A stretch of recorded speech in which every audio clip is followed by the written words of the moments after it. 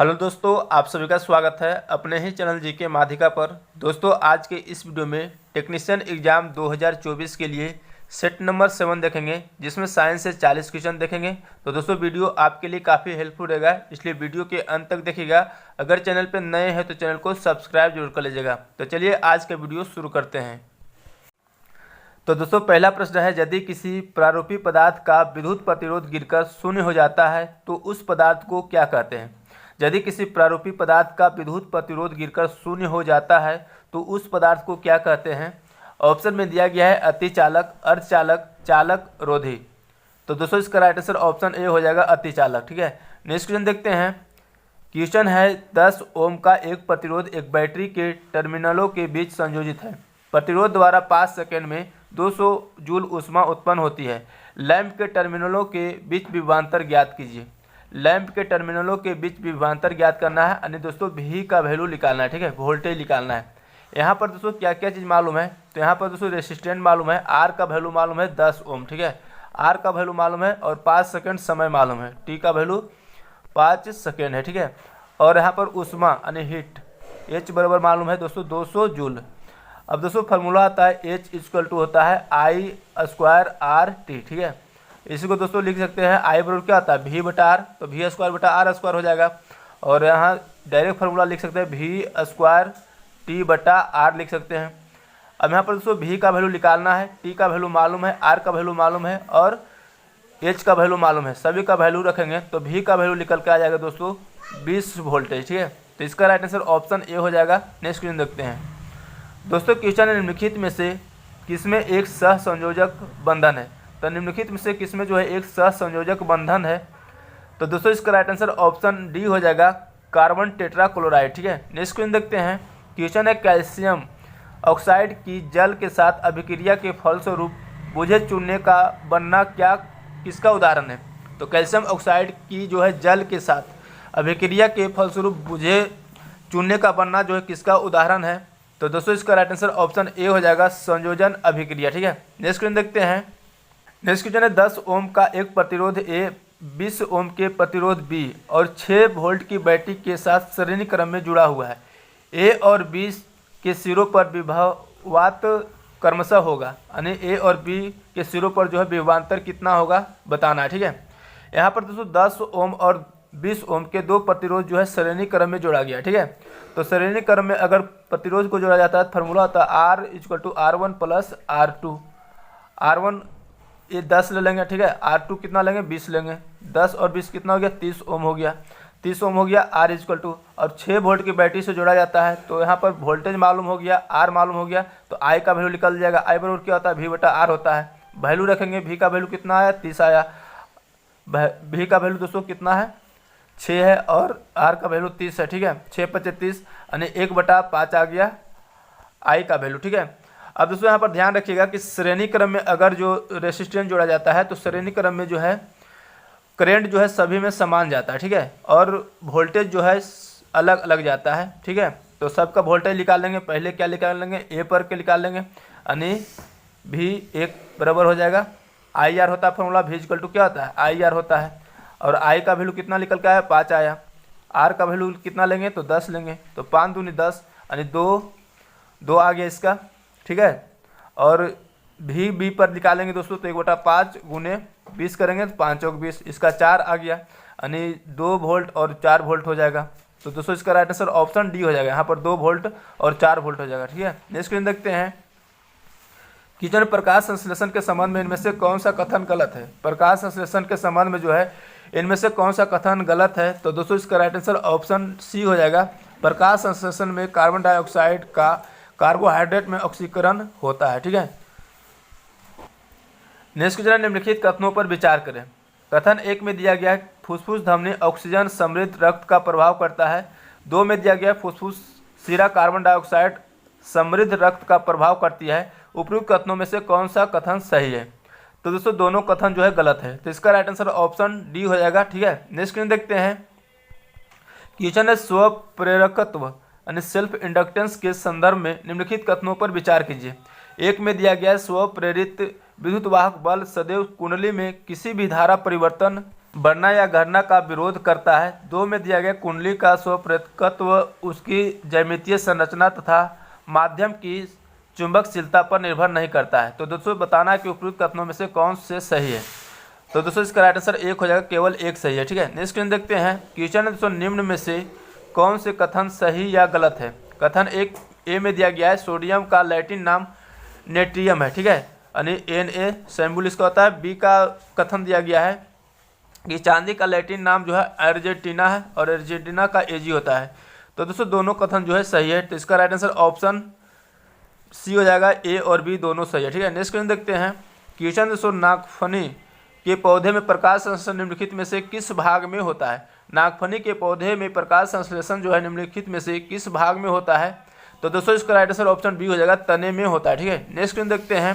Question है, वह प्रक्रिया क्या कहलाती है जिसके द्वारा एक जीव मादा के रूप में जीवन आरंभ करता है और कालांतर में नर में बदल जाता है।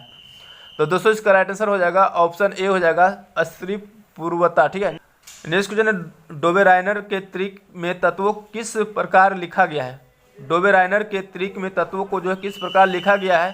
तो दोस्तों इसका राइट आंसर हो जाएगा ऑप्शन सी, समूह में नीचे की ओर परमाणु द्रव्यमान के आरोही क्रम में, आरोही क्रम यानी बढ़ते क्रम में। ठीक है, नेक्स्ट क्वेश्चन देखते हैं। क्वेश्चन, जब प्रकाश की किरण अवतल दर्पण के ध्रुव पर तिर्यक रूप से आपतित होती है तो परावर्तित किरण। तो दोस्तों जब प्रकाश की किरण जो है अवतल दर्पण के ध्रुव पर तिर्यक रूप से आपतित होती है तो परावर्तित किरण क्या होता है, बराबर होता है। अनापतित किरण परावर्तित किरण बराबर हो जाएगा। तो ऑप्शन बी हो जाएगा। ठीक है, नेक्स्ट क्वेश्चन देखते हैं। क्वेश्चन है, एथेनॉल को एथेनोइक अम्ल में परिवर्तन को किसके द्वारा उत्प्रेरित किया जाता है। तो दोस्तों एथेनॉल के जो है एथेनोइक अम्ल में परिवर्तन को किसके द्वारा उत्प्रेरित किया जाता है। तो इसका राइट आंसर ऑप्शन बी हो जाएगा, क्षारीय KMnO4 और अम्लीकृत K2Cr2O7। ठीक है, नेक्स्ट क्वेश्चन देखते हैं। क्वेश्चन, प्लांटी जगत के विभिन्न वर्गों के संदर्भ में निम्नलिखित कथनों पर विचार कीजिए। कथन एक में दिया गया है थाइलोफाइटा वर्ग के पौधे मुख्यतः जल में पाए जाते हैं। 2 में दिया गया है ब्रायोफाइटा वर्ग के पौधे को पादप वर्ग का उभयचर कहा जाता है। 3 में दिया गया है टेरिडोफाइटा में संवहन ऊतक उपस्थित होते हैं। और 4 में दिया गया थैलोफाइटा, ब्रायोफाइटा और टेरिडोफाइटा तीनों में बीज उत्पन्न करने की क्षमता नहीं होती है। तो दोस्तों बताना है उपयुक्त में से कौन से सही है। तो दोस्तों इसका राइट आंसर हो जाएगा ऑप्शन डी, सभी सही है। ठीक है, 1 2 3 4। नेक्स्ट क्वेश्चन देखते हैं। क्वेश्चन से निम्नलिखित कथनों पर विचार कीजिए। कथन एक में दिया गया किसी वस्तु की गति के कारण उसमें कार्य करने की क्षमता स्थितिज ऊर्जा कहलाती है। 2 में दिया गया है ऊर्जा हस्तांतरण की उच्च दरों को किलोवाट में व्यक्त किया जाता है। उपयुक्त कथनों में सही कथन बताना है, कौन सा कथन सही है। तो एक कथन जो है गलत है। ठीक है, और 2 सही है। दोस्तों यहाँ पर गतिज के कारण जो है उष्मा में कार्य करने की क्षमता को गतिज ऊर्जा कहते हैं और स्थिति के कारण जो है स्थितिज ऊर्जा कहते हैं। तो एक गलत है, 2 सही है। ठीक है, तो इसका राइट आंसर ऑप्शन बी हो जाएगा। नेक्स्ट क्वेश्चन देखते हैं। दोस्तों क्वेश्चन है, विद्युत मोटर से संबंधित निम्न कथनों पर विचार कीजिए। कथन एक में दिया गया है विद्युत मोटर में विभक्त वलय जो है प्रयुक्त होते हैं। 2 में दिया गया मोटर की कुंडली पर कार्यरत बल की दिशा फ्लेमिंग के दाएं हाथ के नियम का उपयोग करके ज्ञात की जा सकती है। उपयुक्त में से कौन सा कथन सही है। तो दोस्तों इसका राइट आंसर ऑप्शन सी हो जाएगा, केवल एक सही है। ठीक है, 2 जो है गलत है। फ्लेमिंग के बाएं हाथ के नियम से होता है। ठीक है, नेक्स्ट क्वेश्चन देखते हैं। क्वेश्चन दोस्तों, मानव शरीर का एकमात्र अंग जो पुनः विकसित या पुनः सृजित हो सकता है। तो मानव शरीर का एकमात्र अंग कौन सा है जो पुनः विकसित या पुनः सृजित हो सकता है। तो दोस्तों इसका राइट आंसर ऑप्शन सी हो जाएगा, अकृत यानी लीवर। ठीक है, नेक्स्ट क्वेश्चन देखते हैं। इनमें से कौन सी विस्थापन अभिक्रिया संभव नहीं है। इनमें से कौन सी विस्थापन अभिक्रिया संभव नहीं है। तो दोस्तों इसका राइट आंसर ऑप्शन डी हो जाएगा, Cu + PbCl2 CuCl2 + Pb। ठीक है, नेक्स्ट क्वेश्चन देखते हैं। क्वेश्चन है, एक श्वेत प्रकाश पुंज किसी त्रिभुजाकार कांच के प्रिज्म के माध्यम से वन विक्षेपित होकर 7 तरंगों की एक पट्टियां निर्मित करता है। इनमें से कौन से कथन सही है। कथन ए में दिया गया है लाल रंग घटक का अपवर्तनांक न्यूनतम होता है। बी में दिया गया बैगनी रंग घटक का विचलन न्यूनतम होता है। सी में दिया गया कांच में श्वेत प्रकाश के सभी घटकों की चाल जो है समान होती है। तो दोस्तों कौन सा कथन सही होगा। कथन ए सही होगा, यानी लाल रंग का घटक का जो है अपवर्तनांक न्यूनतम होता है। और बी और सी गलत है, क्योंकि दोस्तों बैगनी रंग का घटक का विचलन जो है न्यूनतम नहीं अधिकतम होता है। ठीक है, कांच में श्वेत प्रकाश के सभी घटकों का चाल जो है समान नहीं होता, अलग अलग होता है। तो इसका राइट आंसर ए हो जाएगा। ठीक है, नेक्स्ट क्वेश्चन देखते हैं। क्वेश्चन है गोलीय दर्पणों द्वारा परावर्तन के संबंध में निम्न में से कौन से सही है।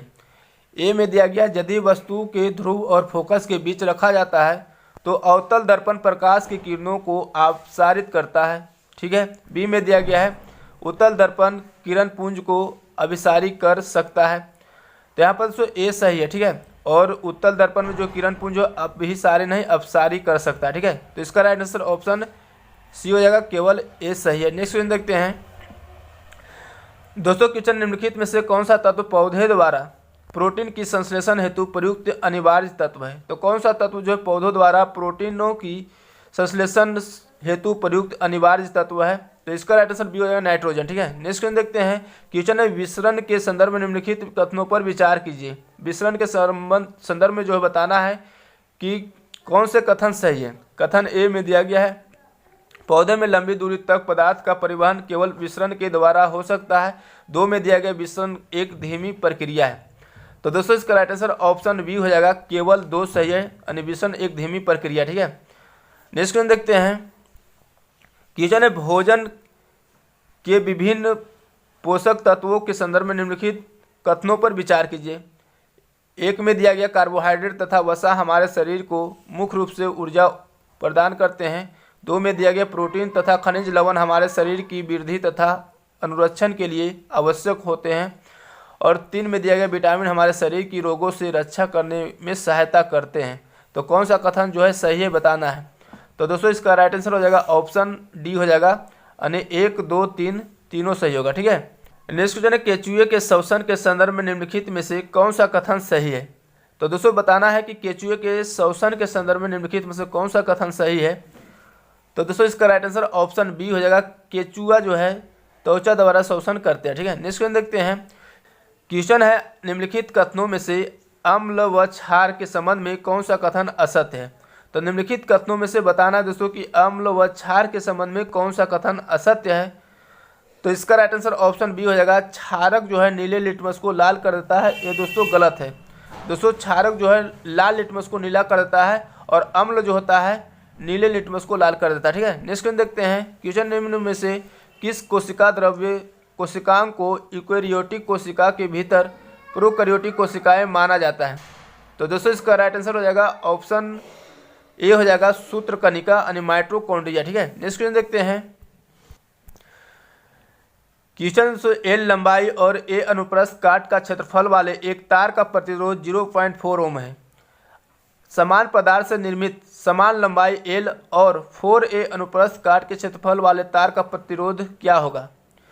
यहाँ पर एल लंबाई और ए अनुप्रस्थ काट के क्षेत्रफल वाले एक तार का प्रतिरोध दिया गया है 0.4।